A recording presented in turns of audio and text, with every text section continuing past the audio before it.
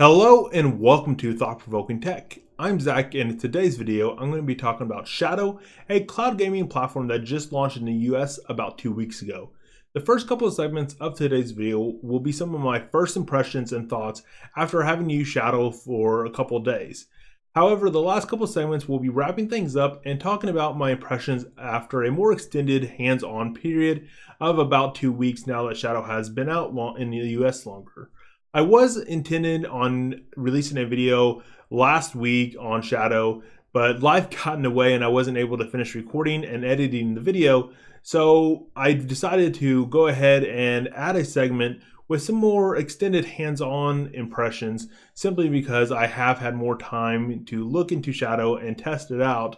And I will be including Shadow benchmarks in all my future cloud gaming videos.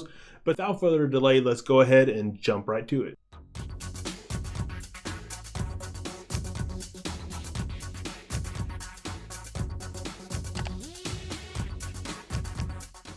So one of my biggest initial impressions and thoughts with Shadow is how they're actually handling hardware in terms of user control. So there are some massive benefits to the way that Shadow is handling hardware. The first and the largest of which is the end user experience. We as Shadow users can launch our Shadow machine and be ready to go with a great gaming rig that has 12 gigabytes RAM, 8 threads, a P5000, which is essentially a GTX 1080, and be able to fly through modern games without any issues at all. You might have to make a little bit, some small minor adjustments to the quality settings to newer games, but you'll be able to play through games with no issues at all. On the flip side, with a system like Liquid Sky, the gamer tier is so much underpowered compared to the other hardware options that I've been testing out there, that when I kind of choose an option that is somewhat challenging for the more advanced tiers like the P5000 tiers, and even the Liquid Sky Pro tier, it's sometimes too challenging for the gamer here that it doesn't even work. An example of which is a video I'm working on now testing Rainbow Six Siege. I had quality settings that the other hardware tiers are pounding through, and the gamer tier kept on crashing just trying to play out that hardware quality setting. So the next big impression / thought I had with Shadow was something I actually discovered in like the first 5 seconds of setting up Shadow, when I realized I was setting up Windows 10 versus setting up Windows Server 2016, which is the OS that all the other cloud gaming services actually utilize. So the cool thing about utilizing Windows 10 in your cloud gaming platform versus Windows Server 2016 is the fact that Windows 10 is a consumer OS and has the Microsoft Store built in.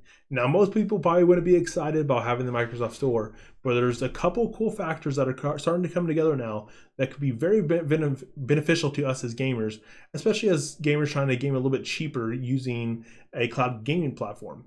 So it started with Microsoft's initiative called Xbox Play Anywhere, which meant that you could buy a game either on PC or your Xbox and be able to play it on both platforms without having to buy it on both platforms like you used to. So you could buy a game on your Xbox and play it on your PC for free, or vice versa. So where this starts to get really cool is the Xbox Game Pass.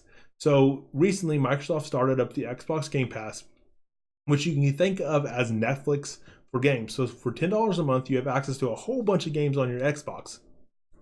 And that's pretty cool. And when you start to combine the two, when you combine Xbox Play Anywhere with Xbox Game Pass, you start to get a small subset of these games that are able to play on your PC for free, essentially. If you have an Xbox that you're playing on the Xbox Game Pass, some of these games you can actually install on your PC. Now, things get really interesting with Microsoft's recent announcement that all Xbox or all first-party games and games developed by Microsoft Game Studio would be available on the Xbox Game Pass on day one. So that means if one of those games, first-party games, is also an Xbox Play Anywhere game, for $10 a month, you'll actually be able to play it on your PC for free the day that it launches. So just a quick example of some Play Anywhere games. You can see that Gears of War 4 is a Play Anywhere game, and it cost me, I could play it for free on my PC right now because I have the Xbox Play Anywhere Pass. Also, the Game Pass also sometimes includes discounts. So you can see that for $10 a month, I can get an $8 discount and almost pay for itself. So if I decide to cancel my Play Anywhere Pass, I can still have Gears of War 4, and I only actually paid $2 for the month, and I might have played other games. So there are a lot of cool benefits there. You can see there's Zoo Tycoon 2, which is available with Game Pass, and then there's Recore. So you can see there's a lot of games that aren't available right now. And it would be awesome if Microsoft would add a filter here where you could filter games that are available on Game Pass, and essentially do what I want to do and filter if it's available on Game Pass and Play Anywhere. That'd be a really cool feature. But alas, there isn't. So you probably have to do a little bit of searching to try to find games that are compatible, or someone might have a list on the internet somewhere, I'm sure. But where this really gets cool is new games like Sea of Thieves. So Sea of Thieves is going to be an Xbox Play Anywhere title, and since it's actually by Microsoft Studios, it's going to be included with the Xbox Game Pass. So for $10 a month, you can have access to Sea of Thieves, and you'll have it for in that package for on day one, which could be very interesting, especially if Microsoft starts to step up their first party game development, like a lot of people are expecting that they are. There's a lot of rumors that Microsoft is going to start buying more game development studios as they try to get deeper into the game development world again, like they were more back in the Xbox One, early Xbox 360 era, and they've kind of backed off on that in the last decade or so. But a lot of people are thinking that Microsoft is going to start getting into game development a little heavier, and that's where this kind of setup could be very interesting. You could already see with a handful of games that it could be, start to save you money already, but it could really start to get interesting if Microsoft does start to step up their first-party game development. Now that I've had a longer hands-on period with Shadow, I can definitely say the performance is in line with what I was expecting. Shadow uses a NVIDIA P5000 GPU that forms the backbone of their service here in the US. I do believe they use the GTX 1080 over in their European data centers, but NVIDIA recently changed their EULA, stating that companies could not use their consumer-grade graphics cards in data centers, which meant that Shadow had to choose an alternative for their US data centers, and they settled on the P5000, which is quite comparable in terms of performance to the GTX 1080, albeit at about 2x the premium in comparison to the price of the GTX 1080. So on that note, I did fully expect the Shadow service to be quite comparable to the P5000 tier from Paperspace, which runs a very comparable CPU, and of course the GPUs are identical, and the only major difference was that Shadow had about half the RAM that Paperspace utilizes. However, for gaming purposes, this is definitely not going to be a factor. If you were possibly thinking about using Shadow for video editing or high-end 3D CAD or something along those lines, then the RAM limitation might become a factor. But for gaming purposes, this is definitely going to be more than sufficient. So on that note, I was expecting it to be quite comparable in terms of gaming performance to the P5000 tier from Paperspace, and I haven't dug into the benchmarks and done my normal level of thoroughness yet, but I will be doing that in all future videos and including Shadow benchmarks in those videos. But just by running fraps and having a general insight into the frame rate for different games that I've been testing out on, it is very comparable to the P5000 results that I've been getting in games so far. So if you've watched some of my older videos and have followed the P5000 hardware tier, you should be able to have pretty good insight to what level of performance you should be able to expect from your Shadow machine in terms of raw performance in games. So now that I've given you a rough idea of the performance you should be able to expect out of your Shadow machine, I wanted to wrap up this video by talking about my general impression so far of the Shadow client. So far, things have been stellar with the Shadow client, with the exception of a lone bug which has detracted from my overall experience, but is a fairly minor bug in terms of having an actual impact on my cloud gaming sessions.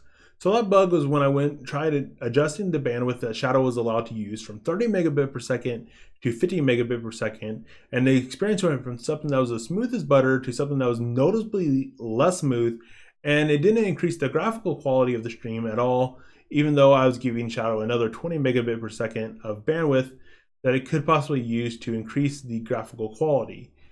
So in terms of what was causing the issue, I definitely don't think it was my local computer, because I had my task manager open and it definitely wasn't stressing my local machine by any stretch of the imagination.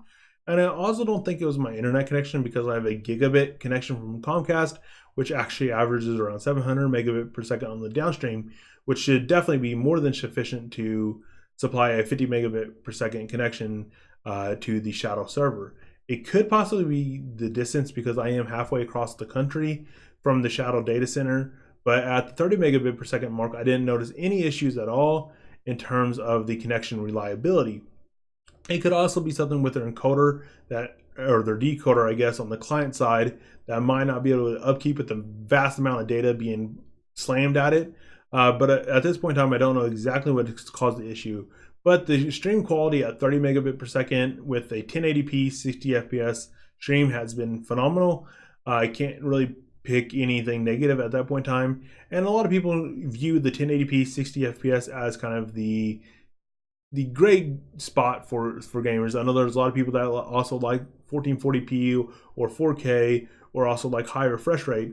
But getting a solid 1080p 60 FPS experience is great, and definitely is something that I think all cloud gaming platforms should shoot for as a baseline. And I think Shadow definitely achieves that. Some games you might have to adjust the settings down from the max settings a little bit to reach the 60 FPS mark. But so far, Shadow has been a great experience, and with the lone exception of that one bug when I went from 30 megabit per second to 50 megabit per second, I can't really point out some negatives so far with the Shadow client. In terms of games, I haven't had any weird mouse issues that I had with like the Liquid Sky client in certain games such as PUBG, where I had to alt tab to a different game and hit F12 to engage gamer mouse mode. I haven't had anything weird like that with Shadow. So far the experience has been very smooth, and with the knowledge I have with Paperspace's P5000, I have a good starting point for the settings that I've been using in games on where to get a solid 1080p 60 FPS experience. All right, so that's pretty much it, guys. If you like this video, give it a big like. I greatly appreciate that. Also, if you're not already an existing subscriber, smash that subscribe button and also click on that bell icon to be notified of new videos as I release them, which happens about on a weekly basis. Also, if you're considering subscribing to Shadow, I will have a referral link in the description below. Consider using that, as it'll save me a little bit of money on my Shadow subscription for 1 month. Until next time, Zach out.